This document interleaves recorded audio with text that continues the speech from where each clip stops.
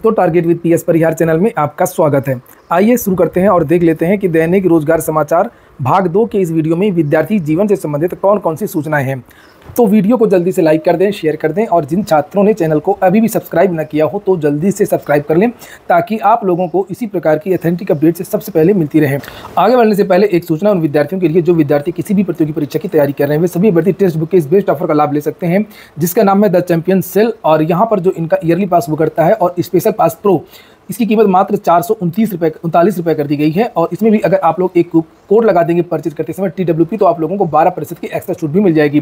Text book Bharat का सबसे बड़ा ऑनलाइन मॉक टेस्ट का प्लेटफॉर्म है और यहाँ पर देख सकते हैं आप लोग 700 से ज़्यादा एग्जाम के 80,000 से ज़्यादा मॉक टेस्ट आपको मिल जाएंगे। और ये जो मॉक टेस्ट है आपको 12 भाषाओं में मिल जाएंगे और लगभग 16 लाख से ज़्यादा विद्यार्थी इस प्लेटफॉर्म से जुड़े हुए हैं। तो लिंक मैंने इसकी डिस्क्रिप्शन बॉक्स और कमेंट बॉक्स दोनों जगह उपलब्ध करा दी है। आप लोग जल्दी से जाकर के इस ऑफर का लाभ ले सकते हैं। और इनका जो ईयरली पास होता है मैं बता दूं, उस ईयरली पास में एक भर्ती नहीं सारी भर्तियों के मॉक टेस्ट आपको मिल जाएंगे। यानी कि अगर आप SSC, UPSSC, UPSC सभी भर्तियों के लिए फॉर्म डालते हैं तो सारे के सारे मॉक टेस्ट आप दे सकते हैं। तो लिंक पर जाकर के आप लोग इसे देख सकते हैं एक बार। और शुरू करते हैं हम लोग सबसे पहले TGT और PGT LT। लिखा है शिक्षकों की कमी बरकरार, समय बढ़ाने पर तकरार।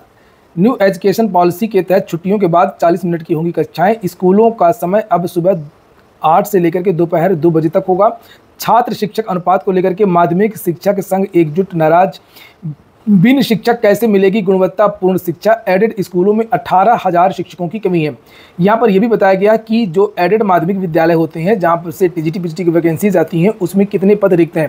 तो यहाँ पर देखिए लिखा हुआ है स्कूल है 4512 और शिक्षक स्वीकृत पद हैं 80,000। वर्तमान में जो शिक्षक हैं वो 62,000 और यहाँ पर ये 18,000 ये शिक्षक लिखा हुआ है। और नीचे लिखा है LT ग्रेड में शिक्षकों की कमी।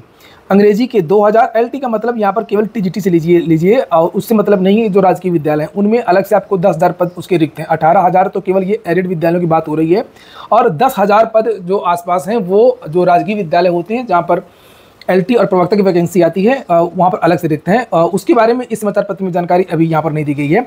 लिखा है कि LT ग्रेड में शिक्षकों की कमी। अंग्रेजी के ही केवल 2000, गणित के 2000, प्रवक्ता में कमी है।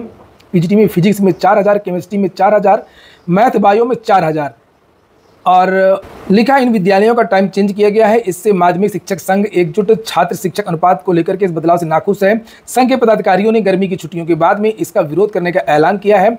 नीचे यहाँ पर लिखा है कि एक तो विद्यालय में जो पढ़ाने की अवधि है वो बढ़ा दिया गया है और ऊपर से अध्यापकों की बेहद कमी है।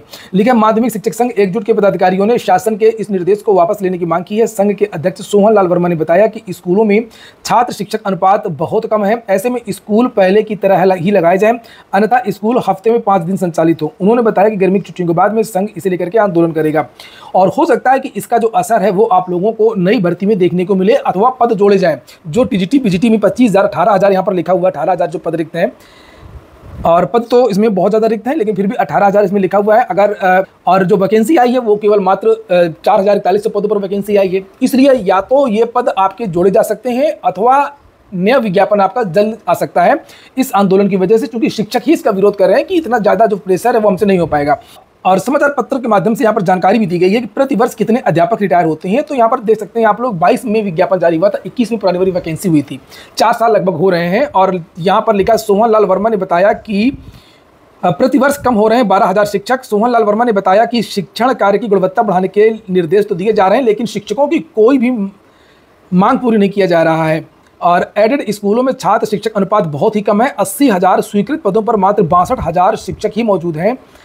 एक स्कूल में प्रत्येक विषय में 6 से 10 तक LT ग्रेड में 2 शिक्षक चाहिए। प्रवक्ता वर्ग में भी प्रत्येक विषय में 2 शिक्षक चाहिए।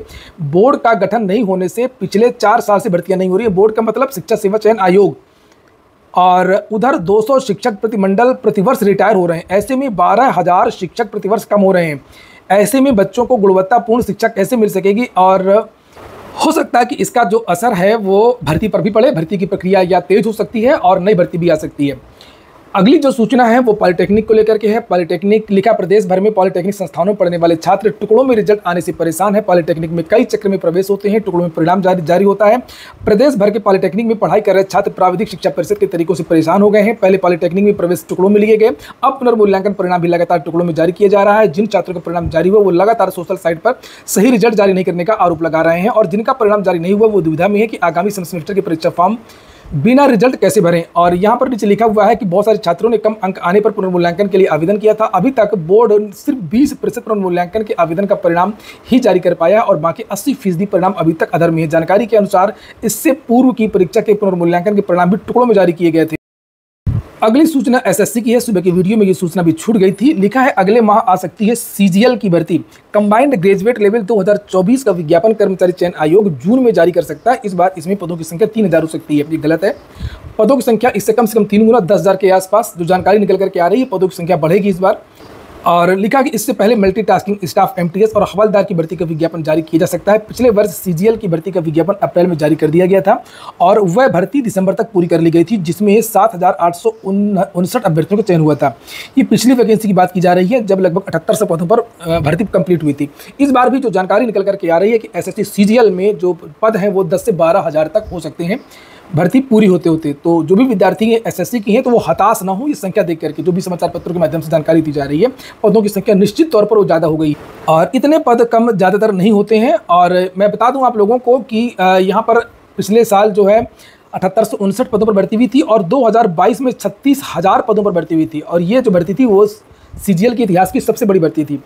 तो ऐसा नहीं है, इतने कम पद नहीं हो सकते हैं, आप लोग विश्वास रखिए, पद ज़्यादा ही हैं। अगली सूचना है बंगाल में 2010 के बाद जारी ओबीसी प्रमाण पत्र रद्द कर दिए गए हैं। मुस्लिमों को दिया गया था ओबीसी दर्जा, 5 लाख प्रमाण पत्र अमान्य होने से ममता सरकार को झटका।